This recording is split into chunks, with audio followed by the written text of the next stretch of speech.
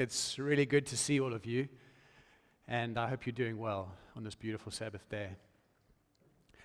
Those of you who were here last week will know what I'm talking about when I say the challenge that Sully left with us has been at the back of my mind the whole week. Sully spoke of how in life we're going through a continuous cycle of going into storms, being in the middle of the storm and coming out of a storm. And his challenge to us was, how can we be more like Jesus, asleep in full trust and faith in the boat, than like the disciples, panicking and fearing for their lives? How can God trust us to reflect His power, His love in the way that we respond to the storms and crises in our lives? And this challenged me deeply as I realized that it's not even in the storms that I fail to reflect what God means to me in my life. It's when somebody forgets the keys. It's when somebody's late. It's when somebody doesn't do things the way I want them to be done. That's my challenge. Added to that is the challenge that we all experience of just being so busy. There's just so much going on in our lives. And this week, yesterday, because I'm taking next week off, I had a diary with zero space. I was trying to get everything done before I could go and leave, and I arrived 2 minutes early for a meeting, and I thought, okay, I'm going to take a quick break, pulled out my cell phone and thought, okay, let me just catch up on Instagram, which I've kind of gotten back to after not being on for a long time. I was just doing a quick scroll through Instagram. That looks awesome. I really have to train more. Cheesecake. Lucky fish, lucky fish, lucky fish. And then Instagram told me, you're all caught up. And it suddenly hit home to me. Instagram meant I've seen all the new posts in the last couple of days. But what Instagram was really telling me was, you're all caught up. You're entangled. You're just involved in too many things that have very little practical value in your life. You're trying to be more like Jesus, but you're spending so much time in other stuff. There's so much noise. There's so much going on in our lives, and if we have to take the challenge of being Jesus followers seriously, of reflecting His love into a world that needs it so much, what are we going to do? Blaise Pascal said, all of humanity's problems stem from man's inability to sit quietly in a room alone. Now, Blaise Pascal isn't a blogger. Blaise Pascal died in 1662. This is not a new phenomenon of our inability to be still. Our inability to be comfortable with our own thoughts, to invest time in a relationship of absolute focus and time for God. There's a story of a circuit rider. Now, circuit riders were preachers who used horseback to go and visit all the far-flung churches and farms in rural areas. And the circuit rider was riding along, and he came up to a farmer busy working hard in his field. And he greeted him and said, "Fine day, isn't it?" The farmer looked up, wiped the sweat from his brow, and said, "It might be fine for you. All you have to do is ride around on your horse thinking about God. I have to work really hard." The circuit rider paused for a while and thought about this, and he said, "Well, you know, riding around thinking about God is work, just like the work that you're doing." The farmer said, "What I do is way harder than just riding around thinking about God." So the preacher said to him, "Okay, I'll make a deal with you. If you just stop and think about God for 1 minute, I will give you my horse." The farmer's like, "You're on, that's a deal. Here I go." So the preacher got out his pocket watch, 10 seconds, silence, 15 seconds, silence, 20 seconds, 25 seconds. At about half a minute, the farmer looks up at him and says, "Does that include the saddle?" It is so hard for us to be able to focus and quiet our minds enough to even get to know our own selves, never mind our Creator. I was impressed that this stillness is what's desperately needed in my life as a Jesus follower. And I went through the Bible looking through all the verses and stories about quietness and stillness. Isaiah 30, verse 15. God used the prophet Isaiah to warn his special chosen people to rely on him. But over and over they relied on other gods. And when they were being attacked by the Assyrians, they went to go and call Egypt to help them. And this is the message that God gave them through Isaiah. He said, "Only in returning to me and resting in me will you be saved. In quietness and confidence is your strength, but you would have none of it." Why is it that we would have none of this stillness, this quietness and confidence in God? Why can't we just be still? David was someone who had plenty of time to be alone with his own thoughts. And I think he understood the value of stillness because he built an incredibly deep and intimate relationship with God, which is expressed through his writings, his poetry in the Psalms. And this is what he says in Psalm 62. "I wait quietly before God, for my victory comes from him. He alone is my rock and my salvation, my fortress where I will never be shaken." David wasn't a peaceful shepherd boy his whole life. He was a convict, a fugitive on the run from the government for a big portion of his life. And he still calls on God as his rock and his salvation. He echoes in the same psalm in verse 5 and 6 and says, "Let all that I am wait quietly before God, for my hope is in him. He alone is my rock and my salvation, my fortress where I will not be shaken." What is that all that I am? Because I've tried. I've got, as I shared with you when we were doing the Story of the Bible series, I've got my Bible study app. Every morning it reminds me, I spend time in the Word, but I still feel I'm missing something. So what is this all that I am? We know the Bible talks about the human condition in a number of places as body, mind, and spirit. In the inspired words of Ellen White, this is what she writes as well, and it really spoke to me this week. "Many, even in their seasons of devotion, fail of receiving the blessing of real communion with God. They are in too great haste. With hurried steps, they press through the circle of Christ's loving presence, pausing perhaps a moment within the sacred precincts, but not waiting for counsel. They have no time to remain with the divine teacher. With their burdens, they return to their work. These workers can never attain the highest success until they learn the secret of strength." And here she says, answers the question I asked about what David means when he says, "all that I am." They must give themselves time to think, to pray, to wait upon God for the renewal of physical, mental, and spiritual power. And this just hit home to me. I can look back at my Bible reading plan and every day is ticked. But I finish my Bible reading, I spend time in prayer, and I get up because my to-do list for that day is very big and it's growing all the time. Do I wait on God? Do I practice stillness where I stop reading, praying, and asking God and just let him speak to me?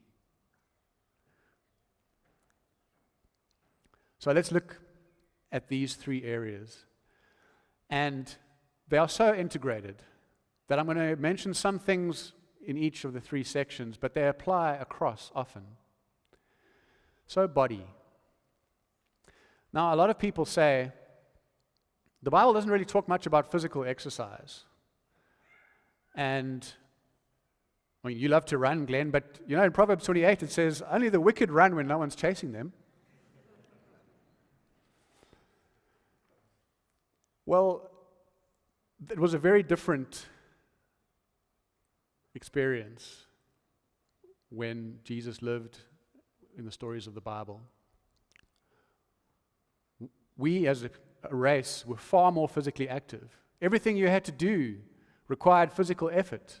There weren't any of the conveniences that have made us so non-active. And I found that this was so true.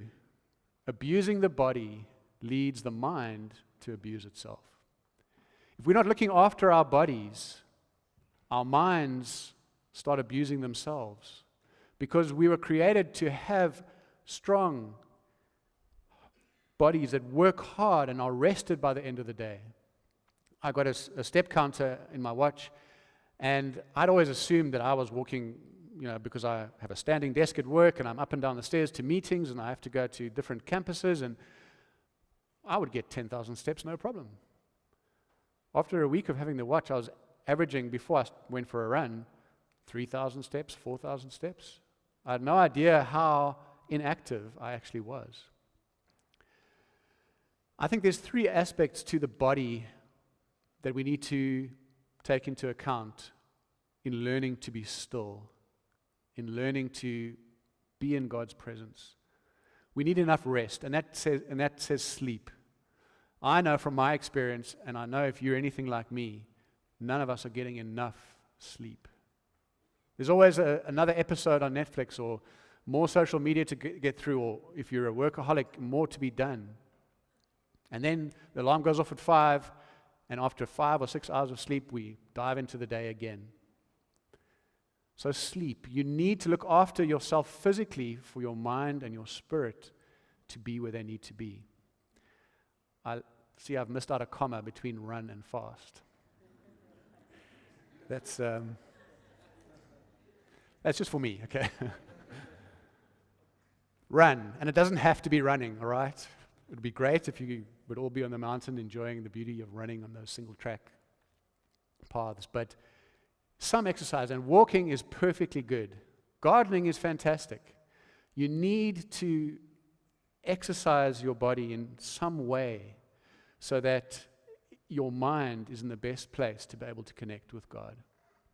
And then fasting. So a fast can take a lot of different forms. We're all challenged with time, and one of the biggest benefits of fasting is the extra time that it gives you. The time that you would spend preparing your meal and eating your meal is suddenly available. And you can spend that time on your knees or just quietly in a place that's green, and you can listen to God speaking into your life. And a fast doesn't have to be the whole day without food or a week without food. It can be just one meal. Your meal will take you 20 or 30 minutes. I can almost guarantee you that for every one of you, that's 20 or 30 minutes longer than you're currently spending talking to God. So think about how much sleep you're getting, whether you're getting exercise, and taking some time to fast, and instead of eating, just for that one meal, just praying and being quiet and spending it with God. The mind. When you think of peace, what do you think of? I did a Google image search for peace, and these are the kind of images that come up.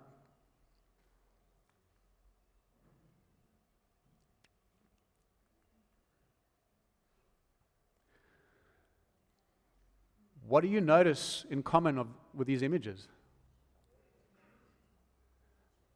They're all in nature. They all mostly include water. There's no people.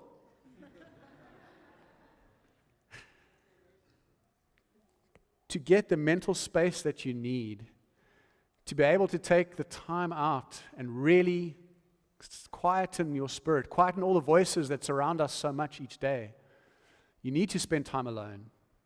I don't care how extroverted you are and how much energy you get from being around people.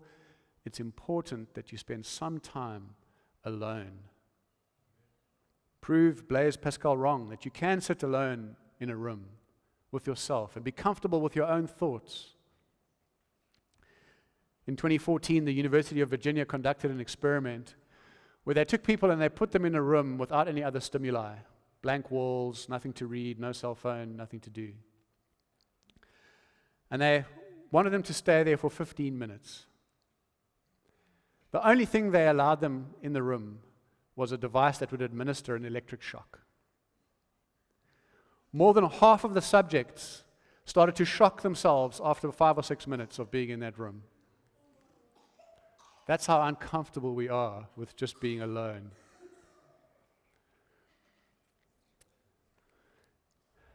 I think this is beautiful. Jesus talks about the importance. Jesus, the Son of God, talks about the importance of being quiet and resting. In Mark 6, it's just after he sent the disciples out to go and preach in his name and heal and drive out demons and just bring the good news. They've come back and they're sharing their stories with him. And he says to them, let's go off by ourselves to a quiet place and rest a while. He understands that his disciples need their batteries recharged. They need to take time out after the service that they've performed. He said this because there were so many people coming and going that Jesus and his apostles didn't even have time to eat. You think it's just you? It's always been like this. So they left by boat for a quiet place where they could be alone. It is so important. Solitude is so important for your mental and spiritual well-being. If you read on in Mark 6, there is something that's encouraging though. This attempt by Jesus to get some quiet time for him and his guys, just to recharge, didn't work out. By the time they got to the wilderness place that Jesus had in mind, where they could have this solitude, the crowds had followed them around by land, and they got off the boat into a really demanding multitude once again. It doesn't take away from the fact that Jesus thought it was important to be quiet and to get away. But it does encourage me that I understand. I'm going to try and make time for quietness and solitude, but it won't always work out. And just because it doesn't always work out, don't give up. Don't stop trying. Then our spirit. A lot of people don't believe in spirit. But anyone who has felt God's presence, whether it's been from time alone on your knees, or it's been standing on top of a mountain, it's been holding a tiny child in your arms, we know that there's this added element to our existence, that we aren't just the hardware and the software. Hardware being our bodies, the software being our minds. But there's this spiritual element, this life force, this energy that God gives us and puts in our lives. And this is what David says in Psalm 46. Be still and know that I am God. I will be honored by every nation. I'll be honored throughout the world. Quietness is to our spirits what sleep is to our bodies. It helps us heal and gives us time to grow. Just as when you sleep, that's when your body works hard. It defragments the hard drive of your mind. It heals any illnesses or injuries to your body. And when you're still growing, as a child, it helps you to grow. That's a time when most of your growth takes place. And the same with our spirits. The wounds that our spirits have received from the unkindness and the selfishness that we're surrounded by in the world are healed when we are quiet in God's presence. Our relationship with God grows in those quiet times. And note that stillness comes before knowing. We can't think, okay, I'm going to get to know God, Jesus really well just by reading His Word and praying those one-way prayers, and then I'll have the peace and the quietness that a relationship with God brings. No. Stillness comes before knowing. Peace. It's not a state to achieve, but it's a person you receive. Jesus says, my peace I give unto you. Let me abide in you and give you peace. Because thinking back of the story that Sally shared about the disciples in that boat, yes, when we're in a storm, sometimes Jesus says to the raging wind and the roaring waves, peace, be still. And he calms those crises and storms in our lives. But more often, Jesus says, in the midst of that raging wind and the roaring waves, in the midst of that storm, Jesus says to you, peace, be still. Ellen White says in The Desire of Ages, everyone needs to have a personal experience in obtaining a knowledge of the will of God. You can't get it secondhand from your pastor, from your parents. We must individually hear him speaking to the heart. When every other voice is hushed and in quietness we wait before him, the silence of the soul makes more distinct the voice of God. If you have said, I don't hear God speaking to me, then I would ask you to try and be still. The silence of the soul makes more distinct the voice of God. I'd like to close with a quote from an African Christian thought leader living about 300 years after Jesus Christ died. Augustine lived in Algeria in a place called Hippo. He grew up, his mother was a devout Christian, and he grew up as a Christian, but in his youth, he abandoned those ways and lived a very wild lifestyle until rediscovering, after just being disappointed over and over by the emptiness of his lifestyle, he rediscovered the beauty of a calm, confident relationship with God. And this is what he writes in his, what's essentially an autobiography called Confessions. Late have I loved you, O beauty ever ancient, ever new. Late have I loved you. You were within me, but I was outside, and it was there that I searched for you. In my unloveliness, I plunged into the lovely things which you created. You were with me, but I was not with you. Created things kept me from you. You called and you broke through my deafness. You breathed your fragrance on me. I drew in breath, and now I pant for you. I have tasted you. Now I hunger and thirst for more. You touched me, and I burn for your peace.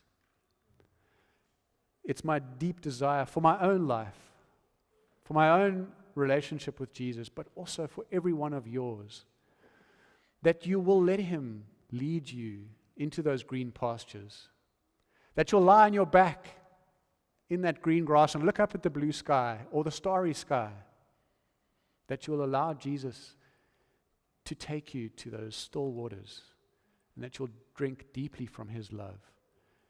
And in that stillness, you will know that he is God. Amen.